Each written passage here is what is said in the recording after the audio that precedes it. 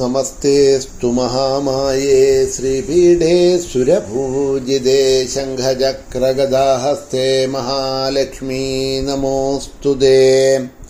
സ്വൽപ്പം കയ്യുകമഴ്ത്തിയില്ലിതുവരെ പൂജിച്ചതില്ലാരെയും കൽപ്പാന്തം വരുമെന്ന ഭാവമിവനിൽ ആത്മവിശ്വാസവും ഇപ്പോൾ വൻഭവസിന്ധുവിൽ തുഴയുമെൻ ദുർവാരദേഹാമയം നിൽപ്പാനുള്ള മരുന്നു ഞാൻ കരുതിയില്ലമ്മേ. പരമ്മേ ഭയം ദേവീ ശരണം അമ്മേ. സുപ്രഭാതം, ശുഭദിനം. എല്ലാ ധന്യാത്മാക്കൾക്കും പുലർകാല വന്ദനം. ശ്രീമദ് ദേവി ഭാഗവത നിത്യപാരായണ പരമ്പരയുടെ ഇന്നത്തെ യജ്ഞവേദിയിലേക്ക്, സത്സംഗത്തിലേക്ക് എല്ലാവർക്കും സുസ്വാഗതം. ഷഷ്ഠസ്കന്ധം 14-ാമത്തെ അധ്യായമാണ് കഴിഞ്ഞ 3-4 ദിവസങ്ങളായി നമ്മൾ അവലോകനം ചെയ്തുകൊണ്ടുവരുന്നത്. നിമി ദേവിയെ യജിക്കാൻ 5000 വർഷം കൊണ്ട് ദേവിയെ യജിക്കാനായിട്ടുള്ള ഒരു യാഗം നടത്താൻ തീരുമാനിച്ചു. കുലഗുരുവായിട്ടുള്ള വസിഷ്ഠനെ വിളിച്ചു. അദ്ദേഹത്തിനോട് യജ്ഞം നടത്തിത്തരണമെന്ന് പ്രാർത്ഥിച്ചപ്പോഴാണ് അതേമാതിരിയുള്ള യജ്ഞം ഇന്ദ്രന് വേണ്ടി നടത്താനായിട്ട് യാഗദീക്ഷ കൊടുത്തിട്ടുണ്ട്. അതുകൊണ്ട് 5000 വർഷം നീ കാത്തിരിക്കൂ. ഇന്ദ്രന്റെ ആ യാഗം ഞാൻ ആദ്യം ചെയ്തു കൊടുത്തതിന് ശേഷം വന്ന് നിന്റെ യാഗം ചെയ്തു തരാം എന്ന് വസിഷ്ഠൻ നിമിയോട് പറയണു. ഇത് കേട്ട രാജാവ് പറയാണ്, രാജൗവാചാമയ നിമന്ത്രിതാശ്ചാന്യേ മുനയോ യജ്ഞകാരണാത് സംഭാരാ സംഭൃതാ സർവേ പാലയാമി കഥം ഗുരു. നിമി പറയണു, യജ്ഞത്തിന് വേണ്ടി ഞാൻ മറ്റു മുനിമാരെയെല്ലാം ക്ഷണിച്ച് വരുത്തിക്കഴിഞ്ഞു. അതുകൊണ്ട് ഹേ ഗുരു, സകല ഒരുക്കങ്ങളും ചെയ്തിരി കഴിഞ്ഞിരിക്കെ യാഗം നീട്ടിവയ്ക്കണം എന്ന് പറയുന്നത് എങ്ങനെയാ അത് തരമാവുക? വേദവിത്തമനായിട്ടുള്ള അങ്ങാണ് ഇക്ഷ്വാകു വംശത്തിൻ്റെ കുലഗുരു. എൻ്റെ കുലഗുരു അവിടെ നിന്നാണ്. ആ അങ്ങ് എൻ്റെ കാര്യം വെടിഞ്ഞു പോകാൻ ഒരുങ്ങിയത് എന്തുകൊണ്ടാണ്? എൻ്റെ യാഗം നടത്തിക്കാതെ പോകുന്നത് അങ്ങയ്ക്ക് ചേർന്നതല്ല. ലോഭത്താൽ മനസ്സ് കലങ്ങി ധനം മോഹിച്ചല്ലേ അങ്ങ് പോകുന്നത്. അത് ശരിയല്ല എന്ന് നിമി രാജാവ് വസിഷ്ഠനോട് പറഞ്ഞു. ഒരു വിധത്തിൽ നോക്കിയാൽ ശരിയാണ്. കാരണം സൂര്യവംശത്തിൻ്റെ കുലഗുരുവാണ് വസിഷ്ഠൻ. അതുകൊണ്ട് ആ സൂര്യവംശത്തിലെ രാജാവായിട്ടുള്ള, ഇപ്പോഴത്തെ രാജാവായിട്ടുള്ള നിമി ചക്രവർത്തി, അദ്ദേഹം ആഗ്രഹിക്കുന്ന യാഗങ്ങളെ പൂജകളെ നടത്തിക്കൊടുക്കേണ്ടത്, വേണ്ട വിധം തീരുമാനിച്ച് ചെയ്യേണ്ടത് വസിഷ്ഠനാണ്. യജ്ഞത്തിനായിട്ടുള്ള എല്ലാ ഒരുക്കങ്ങളും നിമി ചെയ്തു കഴിഞ്ഞു. മറ്റുള്ള ഋത്വിക്കുകളെയൊക്കെ വിളിച്ചു കഴിഞ്ഞു. അപ്പോഴാണ് പറയുന്നത്, ദേവേന്ദ്രന് ഇന്ദ്രന്റെ യാഗം ചെയ്തു വരാമെന്ന്. വാസ്തവത്തിൽ നോക്കിയാൽ ഇന്ദ്രന്റെ കുലഗുരു ബൃഹസ്പതിയാണ്, ദേവഗുരു ബൃഹസ്പതിയാണ്. ഇന്ദ്രൻ അങ്ങനെ ഒരു യജ്ഞം ചെയ്യണം, നടത്തണമെന്നുണ്ടെങ്കിൽ ഇന്ദ്രൻ ആശ്രയിക്കേണ്ടതും വിളിക്കേണ്ടതും ബൃഹസ്പതിയായിരുന്നു. ആ ബൃഹസ്പതിയെ വിട്ട് വസിഷ്ഠനെയല്ല വരിക്കേണ്ടത്. ഇനി അഥവാ ആ ബൃഹസ്പതിയെ വിട്ട് വസിഷ്ഠനെ വരിക്കാനായിട്ട് ദേവേന്ദ്രൻ വന്നു എന്ന് പറഞ്ഞാൽ സർവജ്ഞനായിട്ടുള്ള വസിഷ്ഠൻ അങ്ങോട്ട് പറഞ്ഞു കൊടുക്കണമായിരുന്നു, അങ്ങയുടെ ദേവന്മാരുടെ ഗുരു ബൃഹസ്പതിയാണ്, അതുകൊണ്ട് ബൃഹസ്പതി മുഖ്യനായിട്ടിരുന്ന് വേണം യാഗം ചെയ്യാനായിട്ട്. അല്ലാതെ കണ്ട അങ്ങ് എന്നെയല്ല ഇതിന് യജ്ഞത്തിന് പ്രഥമ ആചാര്യനായിട്ട് ക്ഷണിക്കേണ്ടത്. അങ്ങ് പോയി ബൃഹസ്പതിയെ ക്ഷണിക്കൂ. ബൃഹസ്പതി വന്നാണ് ചെയ്തു തരേണ്ടത് യജ്ഞം. മുൻകൈ എടുത്തുകൊണ്ട് ദേവന്മാരുടെ ഗുരു, നിങ്ങളുടെ ഗുരു ബൃഹസ്പതിയല്ലേ, ഞാനല്ലല്ലോ എന്നുള്ള ഉപദേശമാണ് ഇന്ദ്രന് കൊടുക്കേണ്ടത്. പക്ഷെ അതല്ല ചെയ്തത്. ഞാൻ വന്ന് നടത്തി തന്നോളാം എന്ന് പറഞ്ഞു. അപ്പം അതാണ് ഇവിടെ നിമി പറയണത്. അങ്ങ് എൻ്റെ കുലഗുരുവായിരുന്നിട്ട് മറ്റൊരു ദേവന്മാർക്ക് ബൃഹസ്പതി കുലഗുരുവായിരിക്കുമ്പോൾ ആ യജ്ഞം നടത്തി പിന്നെ ഇവിടെ വരാമെന്ന് പറയണത് ധനം മോഹിച്ചിട്ടാണ് അങ്ങ്.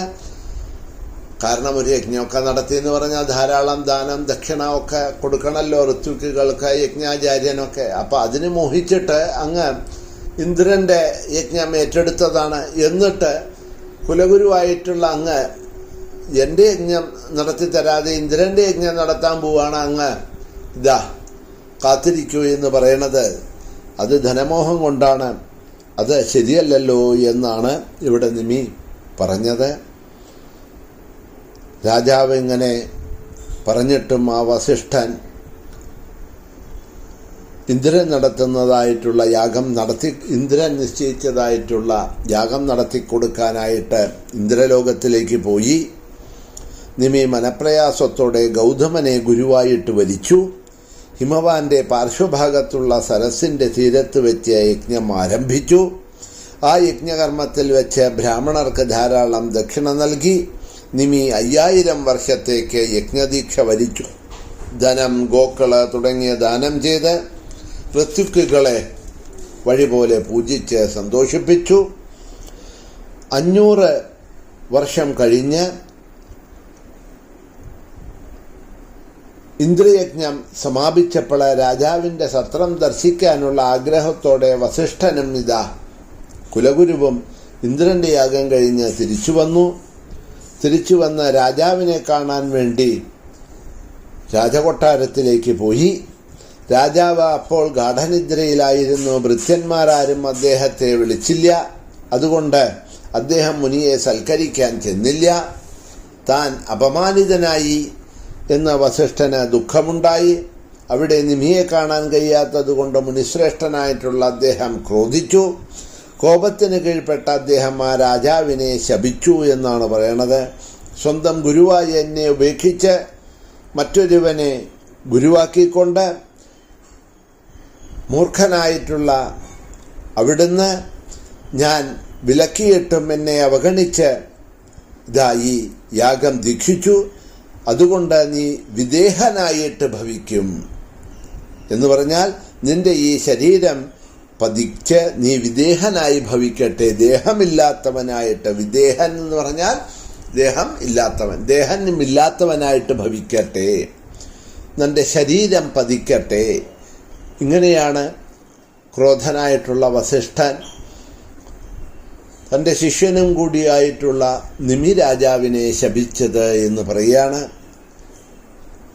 താൻ വന്ന് യജ്ഞം നടത്തിത്തരാമെന്ന് പറഞ്ഞു. അത് കേട്ടില്ല. ഗൗതമ മുനിയെ മുഖ്യ ആചാര്യനാക്കിക്കൊണ്ട് ആ യജ്ഞം ദീക്ഷിച്ചു. യജ്ഞം തുടങ്ങി എന്ന് മാത്രമല്ല, ഇപ്പോൾ വന്ന തന്നെ വേണ്ട വിധത്തിൽ വന്ന് പൂജിച്ച് സ്വീകരിക്കുകയോ സമ്മാനിക്കുകയോ ചെയ്തില്ല. കാരണം അദ്ദേഹം നല്ല ഉറക്കത്തിലായിരുന്നു. ഭൃത്യന്മാരാരും എന്ന് പറഞ്ഞതുമില്ല അദ്ദേഹത്തിനോട് ഗുരു വന്നിട്ടുണ്ട് എന്നുള്ളത് അദ്ദേഹത്തിന് അറിഞ്ഞില്ല.